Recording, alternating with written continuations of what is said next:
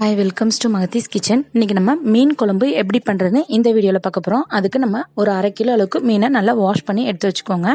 ஒரு 15 நம்பர் அளவுக்கு சின்ன வெங்காயத்தை இப்படி குட்டி குட்டியாக கட் பண்ணி எடுத்து வச்சுக்கிறேன். ஒரு 2 தக்காளி இந்த மாதிரி சின்னதாக சாப் பண்ணி எடுத்து வச்சுக்கோங்க. அப்புறமா ஒரு 3 டேபிள் ஸ்பூன் அளவுக்கு புளிக்குழம்பு மசால் தூள் எடுத்து வச்சுக்கிறேன். ஒரு 1/4 டேபிள் ஸ்பூன் அளவுக்கு மஞ்சள் தூள் எடுத்து வச்சுக்கோங்க. அப்புறமா ஒரு 1/2 டேபிள் ஸ்பூன் அளவுக்கு சால்ட்டு, இந்த அளவுக்கு கொஞ்சம் நிறையவே புளி எடுத்து வச்சுக்கோங்க. அப்போ தான் நல்லாயிருக்கும் குழம்பு.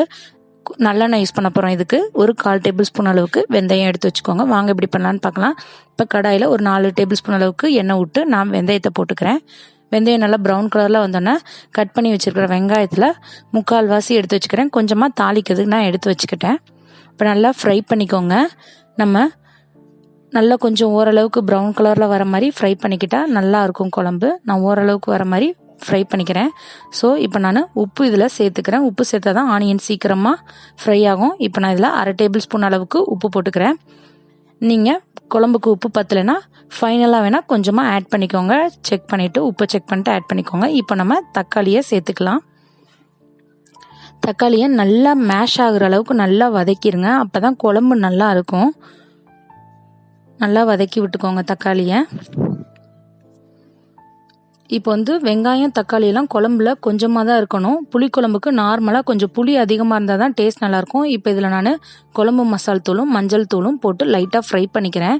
அப்போ தான் கொஞ்சம் குழம்புல அந்த மசால் தூள் கட்டி கட்டியாக இருக்காமல் இருக்கும். கெட்டியாக இருக்காமல் இருக்கிறதுக்காக தான் லைட்டாக நான் இப்போ ஃப்ரை பண்ணுறேன். இப்போ நம்ம கொஞ்சம் தண்ணி சேர்த்துக்கலாம். இப்போது நார்மலாக புளிக்குழம்புக்கு நம்ம மசால் நல்லா கொதித்து வந்ததுக்கப்புறம் ஒரு 2லேருந்து 3 நிமிஷம் வரைக்கும் நீங்கள் நல்லா கொதிக்க விடணும். அப்போ தான் அதில் உள்ள ஆனியன் நல்லா வேகும். நீங்கள் ஃபஸ்ட்டே நீங்கள் புளியை கரைச்சி ஊற்றிட்டிங்கன்னா அதில் உள்ள ஆனியன் கொஞ்சம் வேகாது. நல்லா மெதுவாக இருக்கும் ஆனியன். நீங்கள் லாஸ்ட்டாக தான் புளி சேர்க்கணும். மசால் ஸ்மெல்லும் அப்போ தான் போகும். அதுக்காக தான் நான் மசால் கொதித்து ஒரு 3லேருந்து 5 நிமிஷம் வரைக்கும் கூட நீங்கள் வெயிட் பண்ணலாம். வெயிட் பண்ணிவிட்டு அதுக்கப்புறமா நீங்கள் புளியை இந்த மாதிரி வடிகட்டி ஊற்றிக்கோங்க. எப்போவுமே ஸ்டார்டிங்கில் புளி சேர்த்துட்டிங்கன்னா அந்த குழம்பு நல்லா இருக்காது. மசால் ஸ்மெல்லும் போயிருக்காது. உங்களுக்கு கடைசி வரைக்கும் அதில் ஒரு டேஸ்ட்டு மிஸ் ஆன மாதிரியே இருக்கும். நீங்கள் இந்த மாதிரி ஒரு வாட்டி ட்ரை பண்ணி பாருங்கள். புளிக்குழம்பு ஸ்டைலில் வைக்கிற எல்லா குழம்புமே இப்படி தான் இருக்கும். அந்த மாதிரி நீங்கள் ட்ரை பண்ணி பாருங்கள். இப்போ நான் புளியை ஊற்றுனதுக்கப்புறம் ஒரு கொதி வந்தோன்னே நான் எல்லா மீனையும் இதில் போட்டுக்கிறேன். எடுத்து வச்ச மீனெல்லாம் நல்லா வாஷ் பண்ணி வச்சுக்கோங்க.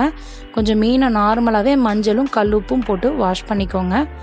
அப்போ தான் ஏற்கனவே பழைய மீனாக தான் இருக்கும். யாருமே அப்போவே ஃப்ரெஷ்ஷாக பிடிச்சி விற்கிறதில்ல. ஸோ நம்ம எப்போயுமே நம்ம மீன் வாங்கினா ஃப்ரெஷ்ஷாக இருக்கோ இல்லையோ நம்ம உப்பும் மஞ்சத்தூளும் போட்டு நீங்கள் கழுவி எடுத்து வச்சுக்கிட்டிங்கன்னா ரொம்பவே நல்லது குழம்புக்கு. நான் இப்போ கழுவி வச்சு தான் ஆட் பண்ணியிருக்கேன். இப்போ நம்ம தாளிச்சிக்கலாம். தாளிக்கிறதுக்கு இப்போ கொஞ்சம் எண்ணெய் எடுத்து வச்சுக்கிறேன். அப்புறம் கடுகு கொஞ்சம் போட்டுக்கிறோம். கடுகு பொரிஞ்சதுக்கப்புறமா வெங்காயத்தை போட்டுக்கோங்க.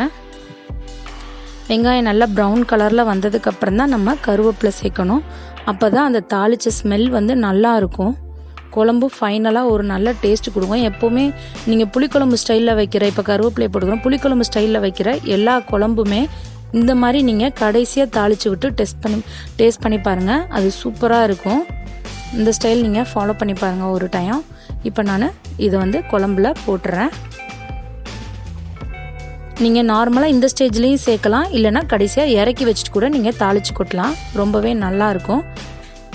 இப்போ பாருங்கள், லைட்டாக ஒரு கொதி வந்தோடனே மீன் வெந்திருக்கும். நீங்கள் மீனை போடும்போது அடுப்பை சிம்மில் போட்டுறணும். இல்லைனா மீன் கரைஞ்சிரும் குழம்புல. ஸோ மீன் பீஸ் போடும்போது புளி கரைசலை சேர்த்த உடனே கொதி வந்ததில் அந்த டைமில் நீங்கள் சிம்மில் போட்டு தான் மீனை போடணும். இப்போ பாருங்கள், மீன் நல்லா வெந்திருக்கு, சூப்பராக வெந்திருக்கு. இந்த மாதிரி நீங்களும் ட்ரை பண்ணி பாருங்கள். ட்ரை பண்ணி பார்த்துட்டு உங்கள் கமெண்ட்ஸ் எங்களுக்கு சொல்லுங்கள். குழம்புல தேங்காய் போட்டால் நம்மளால் வச்சு சாப்பிட முடியாது. அதனால தான் நான் இதில் தேங்காய் சேர்க்கலை. இந்த வீடியோ உங்களுக்கு பிடிச்சிருந்தால் லைக் பண்ணுங்கள், ஷேர் பண்ணுங்கள், கமெண்ட் பண்ணுங்கள். அப்படியே எங்கள் சேனலை சப்ஸ்கிரைப் பண்ணுங்கள். பக்கத்தில் உள்ள பெல் ஐக்கானை கிளிக் பண்ணி நாங்கள் போகிற வீடியோ உடனுக்குடனே நோட்டிஃபிகேஷனில் பாருங்கள். இது உங்கள் மகதீஸ் கிச்சன். தேங்க்யூ.